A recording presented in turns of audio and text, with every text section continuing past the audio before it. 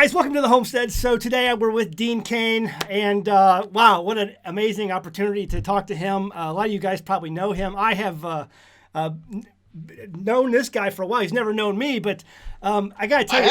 Yeah, I watch you. Well, listen, man, I have to tell you a story before we get started here, okay? So I don't know if you know this or not, but I lost my wife to cancer in 2019, okay? And she was a gigantic fan of yours. When we first got married, we came together and we're talking about stuff, and she talked about how she likes the Dean Cain guy, and her password for her email back in those days was Dean Cain 2. So she was a gigantic fan, and she would be tickled to death to know that I'm talking to you today. So, and I was kind of jealous at first. I was like, I was gonna say she's got great taste in men. That's all I have to say. I was kind of jealous at first, but then after I, got to know you a little bit and saw you on TV and saw how you stir the pot a lot, I was like, he's a pretty good guy, So. Well, bless it. I'm sorry you lost her, but I'm glad she has such great taste in men. Thank you. That's it. Yeah. So anyway, I just wanted to share that real quick with you. But there's a lot of things I want to talk about. First thing is first. I've been following you on Twitter, and I love watching you on there. You definitely know how to stir the pot on Twitter. I mean, don't you? Well, I don't even try to stir the pot. I just have to comment. It's like if I was sitting there watching it with my friends, watching some of these crazy videos or things, and I just have to go, blah, blah, blah. It comes out of my mouth. And when I was when the Twitter machine first sort of started, I was always really careful about what I said. I was afraid to upset people. But as time has gone on, I realized that that's just ridiculous. It's a silly place it's a toxic environment, but I can't keep my mouth shut when some things are just completely outlandish and I have to speak up. Mm-hmm. So it's gotten to the point where they've forced my hand to just have to call out some of this ridiculousness, and so I do. Yeah. I've managed to still work in this business. That's got to be a miracle in itself. They've tried to cancel me several times. So often. They see you say something on Twitter, and then they're like, "Oh my God, you have to get rid of him. He's got to be gone. Fire him off of Supergirl. Get rid of him off of this, and blah blah blah." And so it's just it's crazy. I've never called for somebody to be fired from their job because of their political opinions. I'd work with Rob Reiner. I'd work with Alec Baldwin, although he may be out of work for a while now after the new allegation or the new charges. He's facing charges for. Oh yeah. Mm-hmm. He's now facing charges for that shooting thing. They just put it up today, so that's interesting in its own right. But I work with people across the aisle all the time, so I don't understand why people get so. This cancel culture is a joke, but yeah, I will not get on that too much because I have to speak up. Well, I know, I agree, and that's one of the reasons I've got off Facebook a while ago, and I don't ever want to go back. It's just too censored, but Twitter has been fun lately, and so I remember one of my favorite things I shared it on my Twitter feed was I guess you were interacting with somebody who posted that video of these two trans girls, and you said somehow I don't think you're women, and someone replied back as an insult to you, well, not just like you're not Superman. And you came back saying, correct, I was pretending. I thought 100%. I thought that was like the best comeback I've ever seen. It's like hilarious. Well, also the thing is, if they want to be trans, fine, go ahead. Yeah, that's great. Yeah. But don't say you're being a girl. Because that's a whole other thing. And I said I don't think these two are girls. I don't see either of these as girls. The one person was like, in day 90 of my girlhood, it's like, no, you're not being a girl. Yeah. My goddaughter's 11 and she's going through all kinds of, almost 12 years old. She's going through hitting this puberty thing. She's going through a whole bunch of different things than that person is, I promise you. Right. So it's just a different deal. And I couldn't stay quiet about it. It's the redefinition of everything. Of course. Let's rename it all. Let's change all our terms. And then of course, when yes, of course I'm an actor. I pretend to play a character. So like, you're not Superman. I was like, oh, that's a burn. I was like, correct. I'm not. I don't think I can fly. I don't think I can stop bullets. I don't feel like I have super strength or laser vision. I mean, what is wrong with people? So that was a lot of fun. Well, the only difference is you're pretending and they don't know they're pretending. They have to know they're pretending. Yeah, I know. There's so many people who were just, yes, oh yes, of course, blah, blah, blah, and whatever. I didn't get it, so I had to speak up. Yeah. for good, for evil to take place or ridiculousness to take place, just good men have to be silent. Right, exactly, absolutely. Anyway, so you guys out there in the audience, make sure you check out his Twitter feed. It's the Real Dean at the Real Dean Cain. Real Dean Cain. Yeah, at Real Dean Cain. So, anyway, we're going to talk about the economy today. That's why I had you on. There's so much to talk about right now. I wanted to talk about chickens. I got to get chickens here on the outside. I love your channel. I love the stuff you talk about. It's stuff I've been trying to do like quietly in my own right. Awesome. I don't know if I could have chickens out here. I got dogs. I got coyotes. Come on out here. Come on out here. Come on. I love it though, like bugs, and the things and chicken and eggs. And I mean, I love the concept. That's why I just really enjoy watching your channel. So I'll blow only that smoke up your tail. But it's true. I really love it. So I appreciate that. We're living in an age where, if you have chickens, it's like you've been elevated now to some height of a pedestal. Golden egg, baby. It's like they cost so much at the groceries. It's craziness. No. The reports are coming out of some of these retailers that they're going to be selling like the little chicks for like over $25 each. Like the prices are just going through the roof because there's so much demand, and the bird flu thing. They're trying to call all these. It's everywhere. It's everything, and you don't know what to do with all of it. No, I'll get some chickens and raise my own food.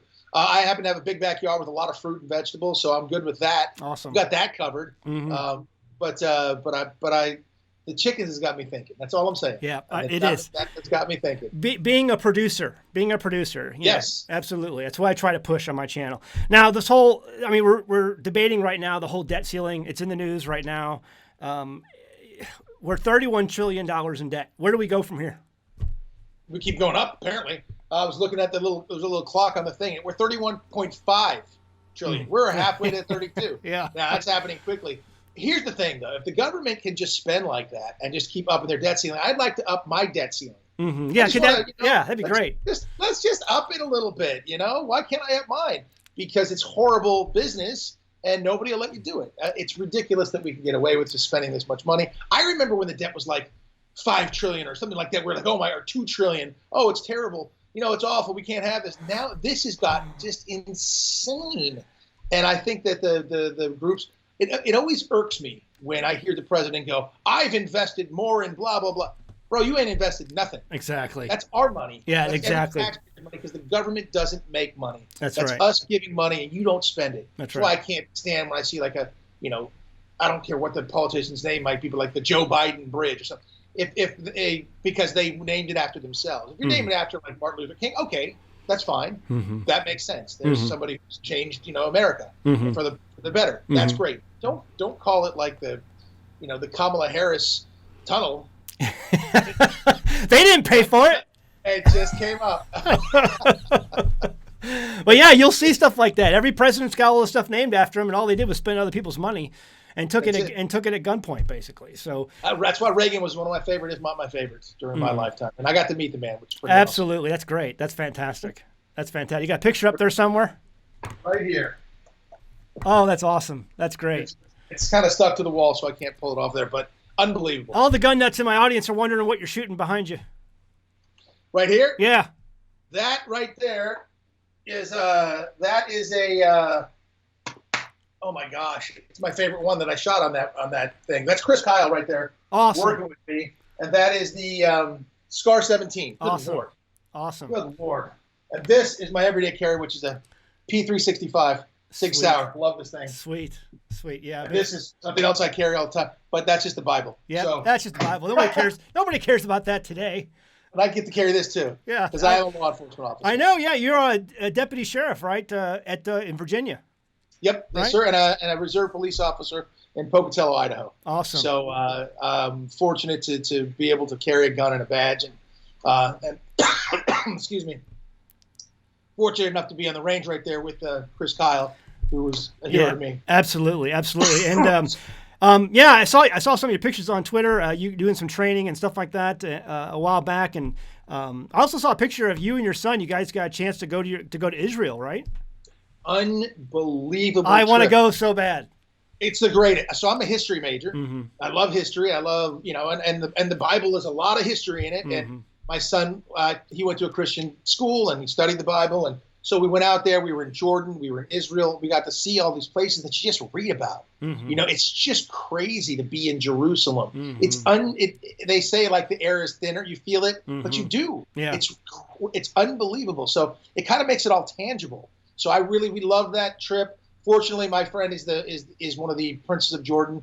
I went to college with him. Cool. And he runs all the national parks and things like that too. And he was running tribal affairs forever. He's the religious advisor to the king and King Abdullah. And so he allowed us to go down into the spot where they have gone through baptismsite.com. They went through it. It shows how they figured out that this is what they believe to be where Jesus was baptized by John the Baptist. That's awesome. And they found sticks and they excavated it. We got to go down there, which you don't get to do. Yeah. We got to go down there. It was wonderful. And my son and I got to pray there and spend a little time. And that's on my Twitter feed because it was one of the greatest moments of my life. And I'm not shoving Christianity down. Yeah. I'm not telling them what to believe. But for me, as a father and as a human being, it was one of the greatest, most incredible trips. So I highly advise it. If you're going to go, let me know. I know some friends out there. Absolutely. I will do that. It's on our bucket list. Me and the boys, we want to go ahead and do that. It would be unbelievable. Yeah, we have a lot of believers in my audience who've been there or who want to go there too. So I just want to bring it up. I highly encourage it. Yeah. So anyway, back to the economy. That's why I got this cross, in fact. Oh, okay. In Jerusalem. Awesome. From the head of the Greek Orthodox Church. Okay, cool. He gave it to me. He gave one to my son. Unbelievable. He said, never take it off. I was like, you got it. Theophilus the third. It's unbelievable. So everything about being there was incredible. So I'll stop on that. You being open on your faith, that's one of the reasons you stir the pot over at Twitter. So. Well, they don't like that. I know. I'm not telling anybody else what to believe. This is what I think and what I believe, and so I'll voice it. I don't care I'm not going to tell you what you can believe, but I'll speak my point of view. And absolutely. Gosh, people, don't hate me for it. I don't hate you for yours. It's good stuff. Back to the economy, man. As we're talking about food prices and congressional debates on spending limits, and I've often brought out this is $1 trillion, the $100 trillion bill. Zimbabwe. Yeah, from Zimbabwe. I'm like, that's where we're heading right now. And you and I, we both have friends over at Genesis Gold Group, and because it's you are open about your faith, it's one of the reasons why I think a relationship between you and Jonathan over at Genesis Gold Group is obvious and evident, because they are the same way. It's not something they push, but it's something that's just in the background. It is what it is. And but yeah, this is where I see us heading. In my opinion, I don't see us getting out of hyperinflation, and here's why. And let me know what you think. It's because we're so addicted to spending. Okay, everyone in Congress is always open to give whatever their constituents, what they think they want or what they want. Okay, they can't stop the spending. We're addicted. It's like a heroin addict. You cannot bring a country off of that. And number two, we keep printing money. And number three, we're losing our tie. The one thing that was backing our currency was the petrodollar. And now Saudi Arabia is making deals with China. We're losing the one thing that made our currency worth anything. After 1971, when Nixon took us off the gold standard. Took us off the gold standard. That did it. That right there. So those three things. Where do we go from here? Hopefully not straight downhill. Hopefully there's going to be some politicians in there who will curb the spending. They are heroin addicts in that sense. Are they brave enough to be bold enough to stand up and say, okay, so we got to cut spending? I sure hope so. Hope so. I remember when the whole COVID thing hit and we owed, I think our debt to China was like $2 trillion or $5 trillion or what it was at the time. Mm-hmm. I thought that President Trump was going to go, you know what? COVID, you guys did it. Here's a $2 million penalty. Kiss that one goodbye. Mm-hmm. I thought he was going to do that. I was like, and he should. Yeah. But that's the way that stuff. Because this money is, go to the bank and ask to withdraw, like not if you have it, $100,000. Yeah. Well, you can't. Yeah. It's not there. You go and try $2,000. They're going to ask you questions and make you fill out forms. It's insanity to me. It's insanity to me. So you see all these gold commercials and silver commercials, and you see that stuff, people talking about it. Jonathan Rose and I are friends, and we've known each other for a while, and we never discussed this ever. Mm-hmm. We would discuss kids and faith and stuff, whatever, because kids knew each other through families and this and that. That's how our relationship started. And then he sort of noticed the things that I said on Twitter or on the news, whether it's Fox News or the Today Show or wherever it is, because I've hosted all these shows or just in interviews that I do. And he said, you know what, Dean, you seem all right. Let's have a little chat about these things. And we started talking about it. And a lot of my investment has been in properties, in home values and things, because they're the kind of thing that retain value. Right. And I said, and we had this conversation about this right here. This is a 1924 awesome. $20 coin. It's gold, right? This is gold. Mm-hmm. So in 1924, this could buy a brand new custom tailored top of the line suit. Giorgio Armani, whatever it happens to be. I don't know if he was doing it in 24, but so the top of the line suit, and that's great. It's wonderful. But then a $20 bill would have gotten you the same thing, right? Well, now a $20 bill will get you 2 cups of coffee at Starbucks, not a snack. You can't eat anything because that's it. Yeah. And this is worth about $2,000 plus or whatever it is. This would still buy you that same suit. So gold and silver, it's not a get-rich-quick scheme. It is have it and hold on to it. Yeah. And that's it. You don't wait to buy it. You buy it and then you wait. It's it's a preservation of wealth.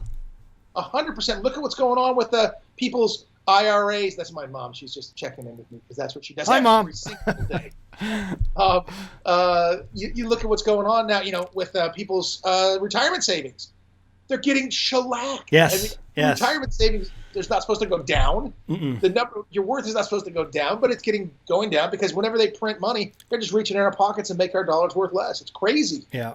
Crazy. That's why it's a great thing. That's why I love working with the Genesis folks. Yeah, I'm trying to get people to understand, listen, right now you're locked into an IRA, you're locked into a 401k. They passed laws a number of years ago telling you either can't pull it out or you're going to get penalized so heavily for pulling it out you won't do it. They disincentivize you. Yes. But see, there are ways you can contact people like Jonathan or Genesis Gold Group, and they can try to transfer, depending on where you're at and what your situation is, try to move you into something that's locked, but also it's physical. It's grab it. Yes. They can just go. I always wonder about that too. It's like, okay, you have $10,000 in your account. They just go, beep. No, you don't. And it's gone. I mean, like, what is that? Yes. It's terrifying. Right. It is terrifying. Right. So yeah, it's physical. It's wonderful. You hold on to it. It's a long-term investment. It's why I have properties. It's why I have gold. It's why I have silver. Yeah, and I have for a while. Absolutely. Even if people are trying to cancel me, you can't cancel this. Can't cancel that. There's no way you can cancel it. Yep, it is absolutely true. I remember a story I heard years ago, and it was talking about Weimar Germany and the inflation that they went through, and how a busboy was working at a hotel, and it was a doorman, a little doorman boy for working at a hotel in Weimar Germany during the heydays when they were making money too, just like the U.S. was.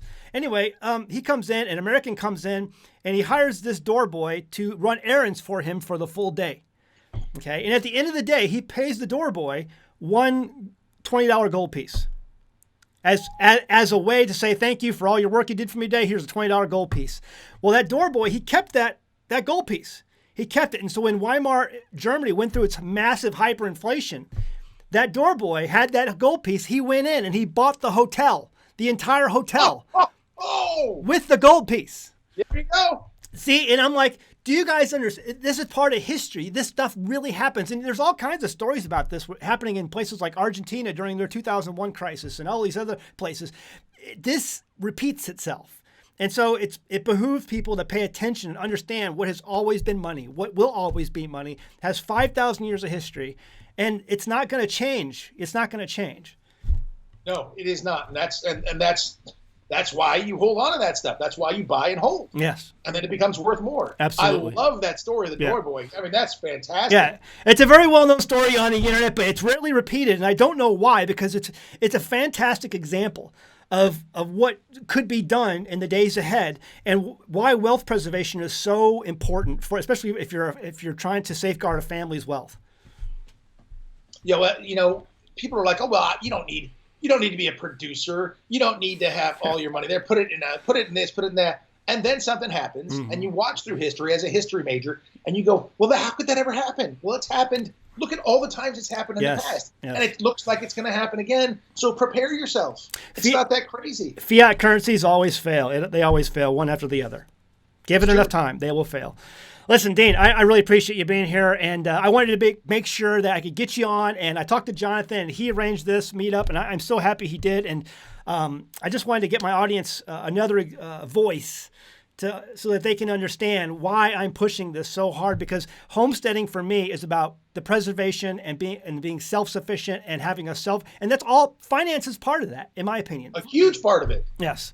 Huge. But the thing is, for me, I'm really honored to speak to you because I really enjoy your channel. But if you know my family, especially my mom's side, they live in Montana. They live in West Yellowstone. They've been hunters and fishermen and, that's awesome. And homesteaders of a sort forever. My dad grew up on a farm, so my family knows all about these things.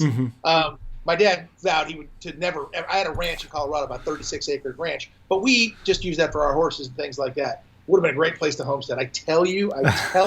But that was supposed to be our spot for the whole family. If we had to go and homestead, water, we had everything there.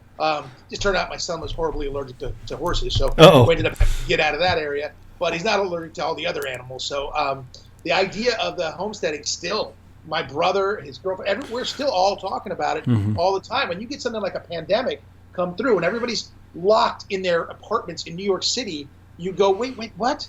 No, and you just go, oh, it's a Tuesday. It's a Tuesday for me. I'm going to go out and get some eggs. I'm going to go out. That's the thing. And people can't believe that it'll happen today, but absolutely 100% can. Prepare yourself. I have food in this house, food and water, that would last me 6 months for me. If I had other people, obviously that drops down the amount, but I prepared for that. Right. I had that forever. Yeah. And I do that, they're MREs, I admit it, but I've done a lot of things. But the thing is, you have played these things out in your mind. You're able-bodied enough to understand what the horizon looks like and say, you know what, I better do something. Yes. Well, people like us it's not very common sense isn't so common anymore. It's crazy to me. Even when you see a big storm comes through, oh my gosh, you're without power. I could be without power, period. I'd be fine. But that's that's the things you have to think about. Right. You can't, depend on that stuff. So I love your channel. I love watching it. And you have to touch on all aspects. I agree. It can't just be, every day going and catching and cleaning and cooking brown recluse. I did love that episode. Thank you. They got me at the end. I thought you were going to eat the damn. No. Not enough meat on that thing. That's what I was wondering. I was like, how's he going to do this? What's he going to do? It's not a puffer fish. Yeah. I like that. I don't think I'd want to eat puffer fish either. No, I mean, some people roll the dice and take their chances on that stuff, though. At some of those restaurants, I'm not into that. No. Yeah. No, not for me. No thanks. All right, guys, make sure you check out his Twitter at Real Dean Cain. Also, check us out on Twitter, too. He's got some fantastic stuff on there. Dean, thanks so much for being here. We're going to keep watching you, and good luck on all your projects that I know you're working on.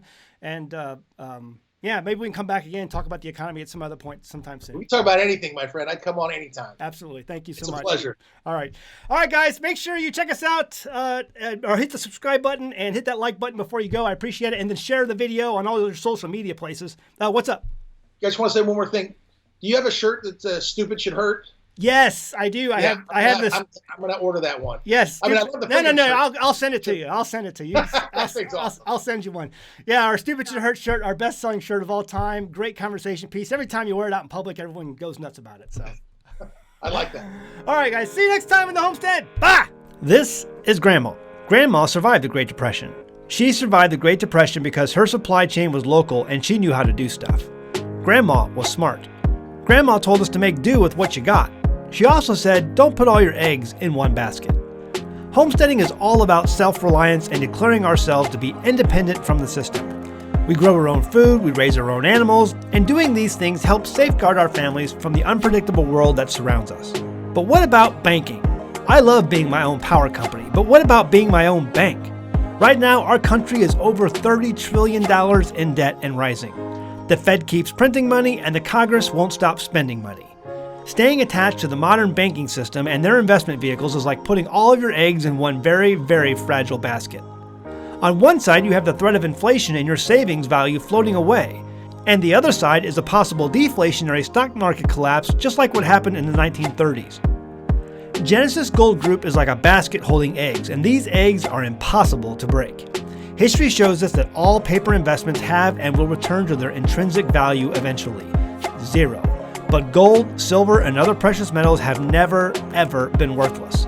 In every collapse throughout history, people have turned back to precious metals to find monetary value. If you have a 401k, an IRA, or a savings account where you're literally watching the purchasing power inflate away, give Genesis Gold Group a call right now, today, this instant. They can develop a strategy for you in the days ahead. I can tell you how I raise sheep, I can tell you how I raise chickens, or the best way to grow tomatoes, or how to hook up a solar panel. But Genesis Gold Group is your best shot at safeguarding your hard-earned savings and investments during this increasingly turbulent time in history. The link and phone number is in the description below, or visit their website at genesisgoldgroup.com. And be sure to say you heard about them from An American Homestead.